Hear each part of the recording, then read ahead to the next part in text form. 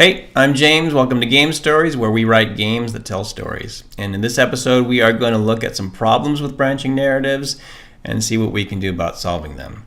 In the last episode, we looked at what branching narratives are. We looked at a bit of the history of branching narratives in print. And then I turned you loose with this assignment to go make your own in Twine. And I asked you to kind of branch twice for every passage you make, so twice and then twice more and then twice more for each and every single passage, building this kind of big pyramid structure. And I said just build it as big as you can until you feel like it's unmanageable.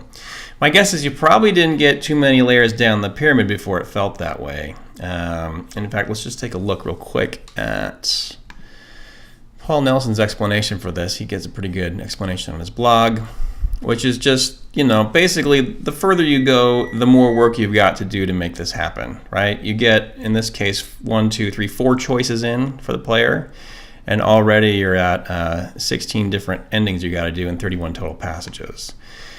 That's a lot, and if you want more than 4 choices in your game, if you want, 10 layers or 20 layers, then it just gets into a situation that game writers describe as plot explosion, meaning there's just too many threads to keep track of and you can't handle them all. So what do you do about that?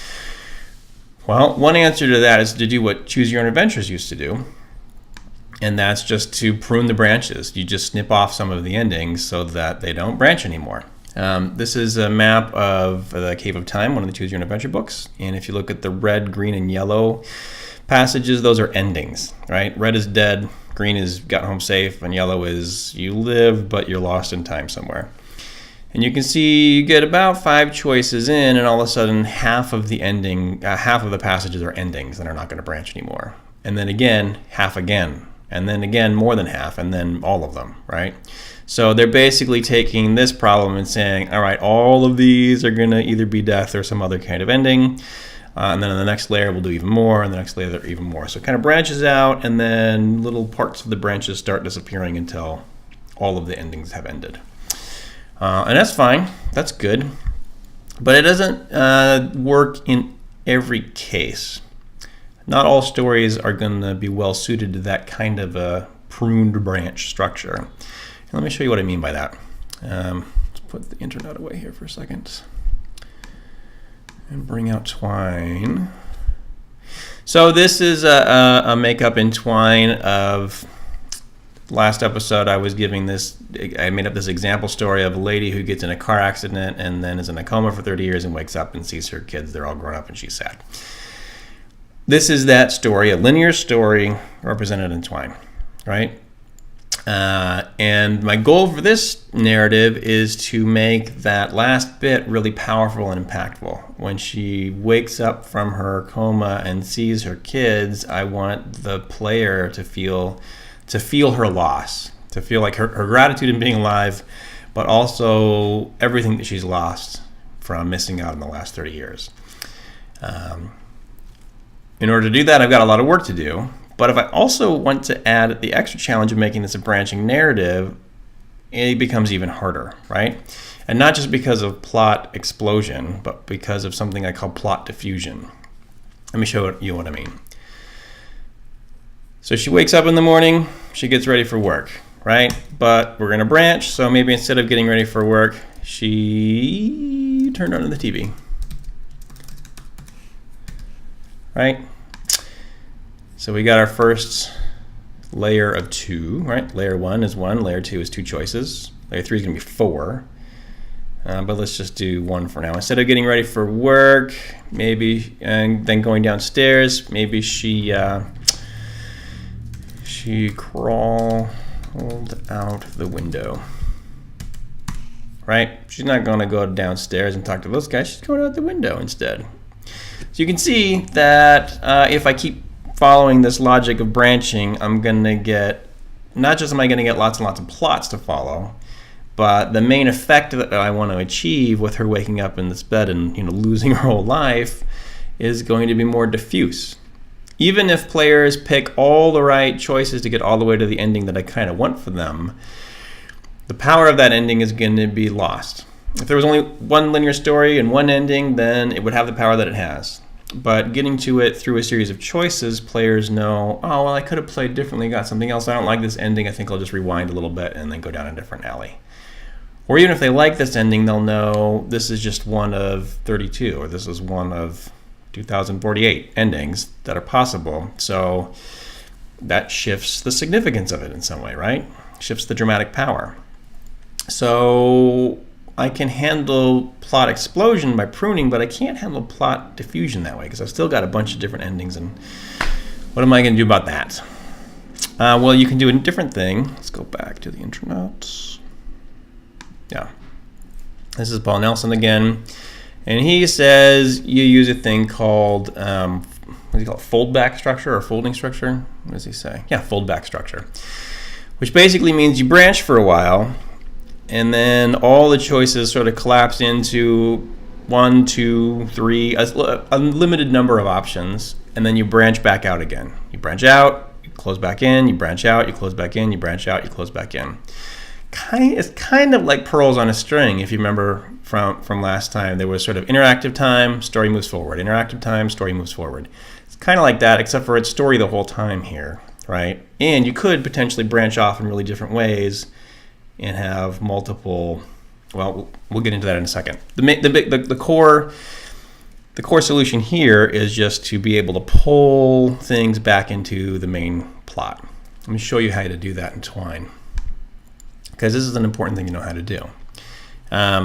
She wakes up, she turns on the TV, but I don't want her to just watch TV all day or go off into some weird TV land plot. I want her to come back to she got ready for work. But I also don't want to do this in a way that's going to make players feel like they've been robbed of their agency. If you watched the first deep dive video, we talked about a thing called dramatic agency from Janet Murray, and she says that players come to interactive experiences because they can make choices that matter and that feels good. I don't want to give players a choice and then make that choice not matter, because that's not going to feel good, right? Unless I'm creating some kind of, sadistic story that points out to players they don't really have choices. But that's not the effect I'm going for here, right? Here I want them to feel empowered. I want them to feel like they're making choices that have an impact on the plot, even though I'm steering them back to the main line. So I don't want to do something like this. I don't want to do, but the TV was broken, so she got ready for work. That sucks, right? I made this choice, and now I can tell you're just pushing me back into the other choice, the one that apparently you really wanted me to take anyway. That doesn't feel good as a player. It takes away my agency. So what can we do instead? What can we do here so that players still feel like they got some value out of their choice and that it mattered, and then kind of willingly go back to the main line, and maybe not even knowing that that's what's happening, or kind of knowing what's happening, but going there for some kind of different reason? Well, that's a creative problem that can be solved in a bunch of different ways. A few pointers, I think, that are valuable would be to give readers some kind of narrative payoff for this choice, whether it's funny or it's an added depth of characterization or new information about the world that they're in, or what have you. You want to give them something that they wouldn't have gotten, some kind of narrative information that they would not have gotten from another branch, so that as they play through the rest of the story, it's a different kind of experience for them than for the players that took the other branch, right? So let's see. Let's just add something here that fleshes out this lady's life a little bit. She turned on the TV, an ad from the local bank. Bank was on, and there he was, Evan. Same corny smile. She missed him. Maybe she would drive by the bank this on her way to work. Right? Gotta get her going to work. So she got up and got ready to go. So narratively what I've done here is, I don't think this is a particularly impressive example of this, but it is an example, right? I've given some more of her life, right? She's got Evan now. There's this character in her life, someone she remembers from before. Maybe this is an ex-lover. Maybe this is an estranged family member. Maybe this is just an old friend. But there's some kind of backstory content that we can get at if we make some choices that let us get to know Evan, right? So I've given readers who went this way a little bit something different than I gave readers who went the other way. And I've also embedded in her character a motive to get back on the main plot, right? Which is we're going to get going to work. We're going to get in the car and we're going to drive.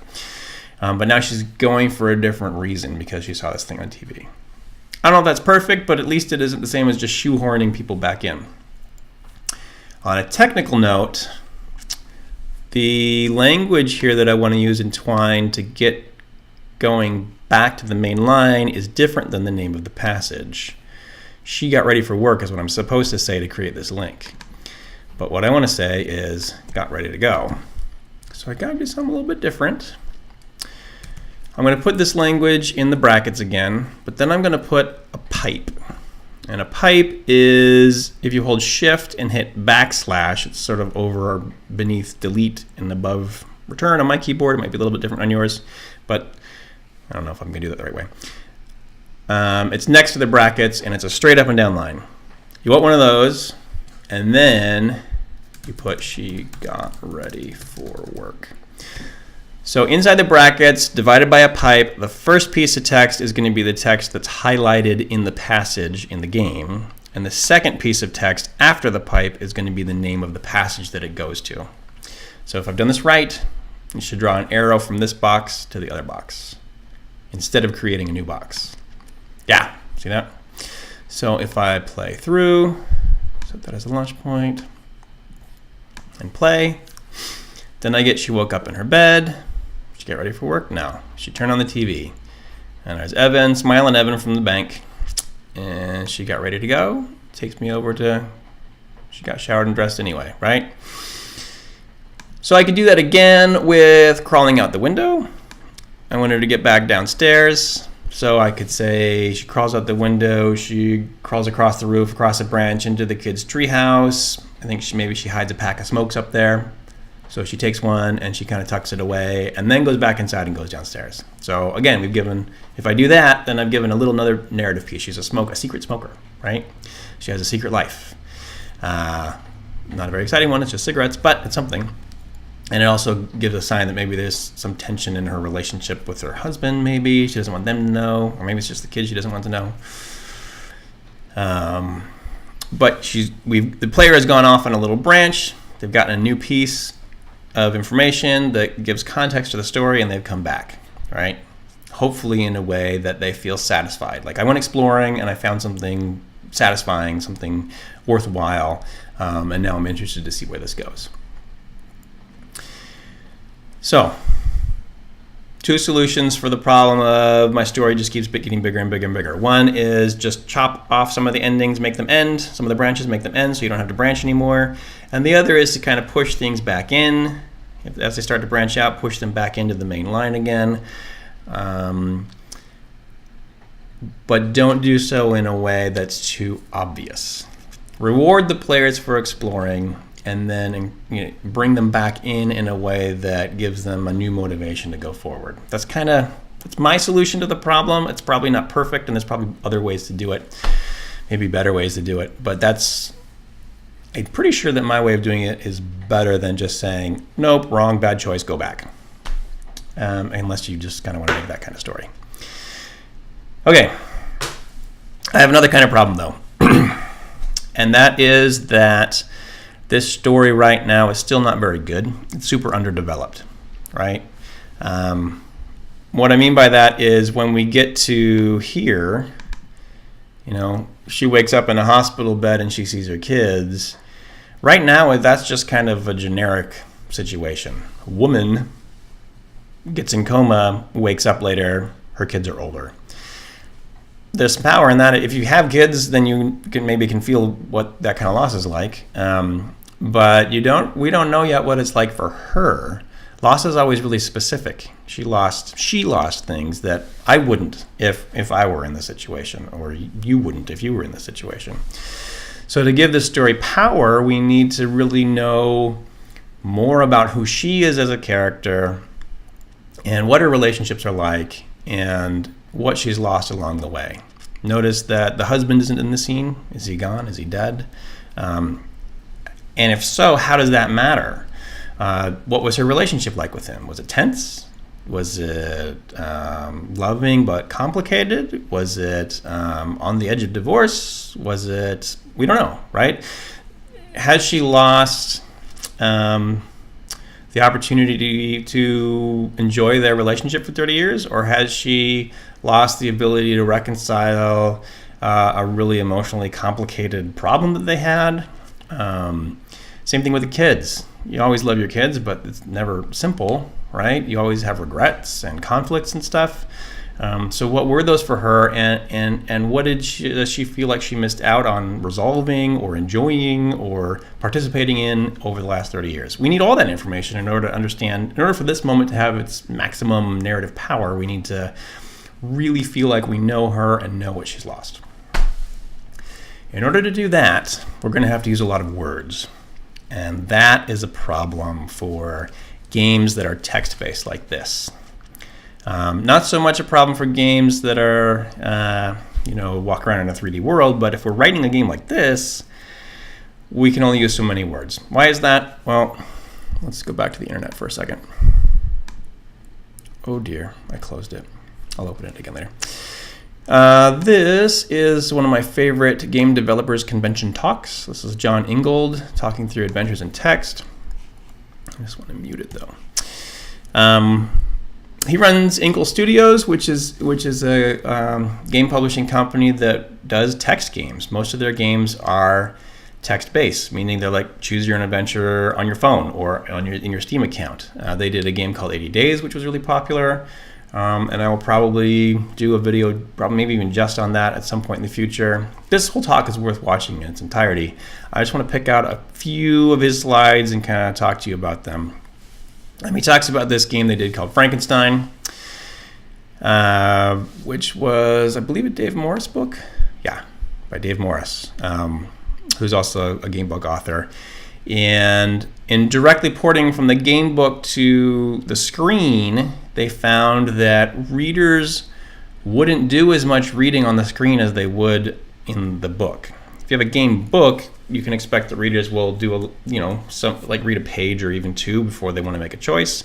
On the screen, they start reading and they start skimming right away until they get down to the choice.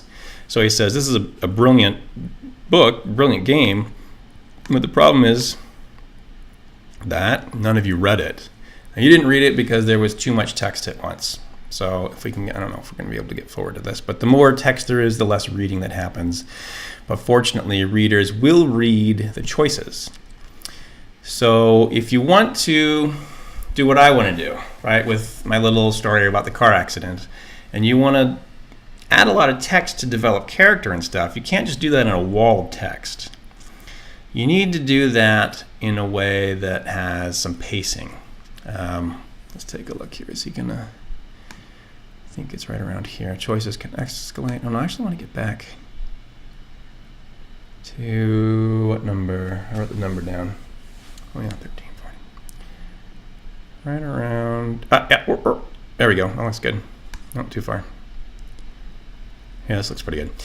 So they do a thing where instead of having a wall of text, they have a small chunk of text and then a choice that's not really going to matter.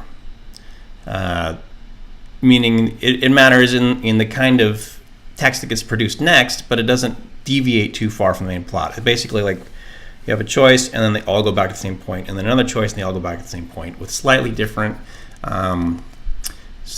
text outcomes. So he calls this like the beat of the story, and or the pacing. The pacing of a story, of a game story, is controlled by a little bit of text choice, a little bit of text choice, a little bit of text choice, and it kind of builds. You can see in his thing here, the text is building and building and building with each choice until you get to the plot point that you wanted to get to anyway, and then you branch from there. Right. So as I load Twine back up, let me talk a little bit about that. If you're writing a film script, you talk about story beats. If you're writing a novel, you'll have scenes, and inside those scenes you'll have sort of little pieces of plot or characterization or exposition that you kind of accomplish as you're going through. So here's my test story. Let's zoom out again. I've got the major scenes here. I've got waking up, getting ready for work, going downstairs, getting in her car. But inside each of those scenes, I want to develop them further, right? I want to flesh out her character, motivation, maybe some of her backstory, her relationships and stuff. And I want to create moments that build tension and suspense. And the way that I'm going to do that is I'm going to break down each scene into a series of beats, a series of micro plot points. And then in between each of those, I'm going to interlace some choices. So let me show you that in a really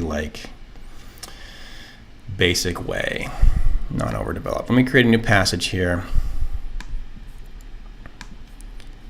And we're going to let this, what do we want to do with this?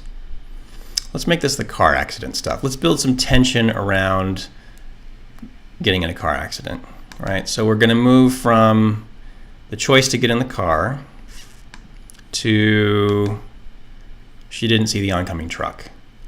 And instead of just having she checked her phone, we're going to create some building suspense around this phone and her distraction in the car that then leads to the car accident, right? So how are we going to do that? Let's just say let's make it simple. We'll do two points. We'll say there's a moment when she gets a text. Let's make it from her husband, right? Now we're doing two jobs at once. We're creating some tension in the relationship maybe, or giving some information about how that relationship is, so we have a better idea of what her loss is going to be like, and we're building tension in the scene of her driving, right? That seems good. So she'll get a text from her husband, and there'll be some choices about what to do with that. Let's say they are, she could open it up. She can read it from home screen, or whatever you call it, or she can ignore it. And then the second beat, the second little micro plot point will be she gets a phone call. Right? It's escalating now. He's harder to ignore. So she can silence it. Well, let's say she can answer. She can silence it, or she can put it in the glove box to get it out of the way. And no matter what happens, crash, right? So let's give that a try. In this passage, she's going to get the text on her way. Let's just say past the bank, right? Because maybe we'll be able to make that kind of meaningful based on what they did before. On her way past the bank, she got a text from her husband. What's his name? From Hank. Let's call him Hank. Hank the husband. She read it from the home screen. She opened it up to answer. She ignored it. Right? Now we're going to get these three passages. That handles all of that. So let's cut and paste this so we remember what we're doing. And we've got our three different passages now. Now we want all of these to kind of close back into the same point, right? We want them all to get back to getting a phone call. So she read it from the home screen. Hank wanted to talk. She didn't have time for that now. So she put the phone away. Let's call the next passage, put the phone away. And We'll make all of those things go to that spot, right? This is going to go in that place. Doop, doop, doop. Nope, don't delete anything. That's going to go there. And this is for future reference. So she read it. She opened it up. But we need to get from opened it up to she put the phone away. She opened it up. Again, Hank wanted to talk. She didn't know how to reply. So she just, you guessed it, put the phone away.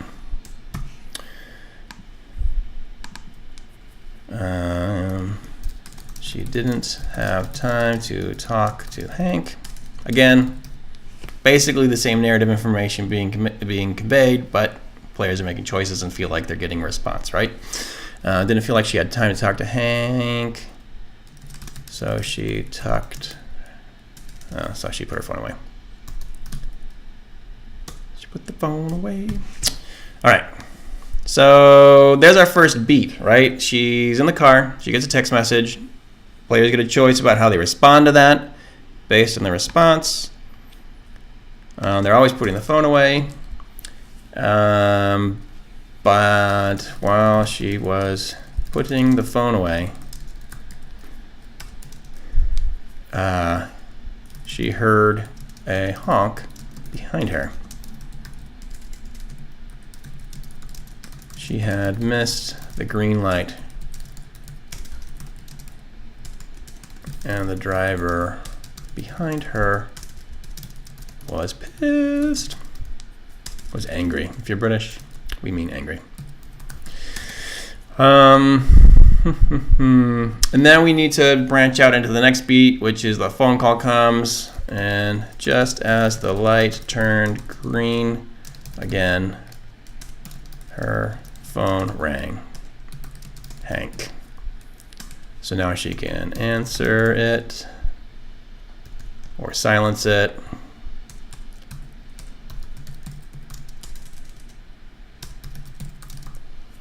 There's no spell checking on Twine. I don't know if you noticed that. Or put it in the glove box. And no matter what she does here, she's going to be even more distracted, and we will send her to the passage that says she didn't see the truck coming, right? As she was distracted answering the phone, she didn't see the oncoming truck. She heard, or as she was, and as she was distracted silencing her phone, she didn't see the oncoming truck. As she was distracted putting her phone in the glove box, she didn't see the oncoming truck. And we'll just, that'll be the scene. Here, let me just show you. So we have our three again, and they branch out, and then they'll branch back in, and they'll land in. She didn't see the oncoming truck, right? And that'll wake her up. So this does a little bit. I thank John Ingold very much for exposing this to us. You can get players to read more in a given scene by pacing it out with choices that build tension around that scene, right? Or give more information.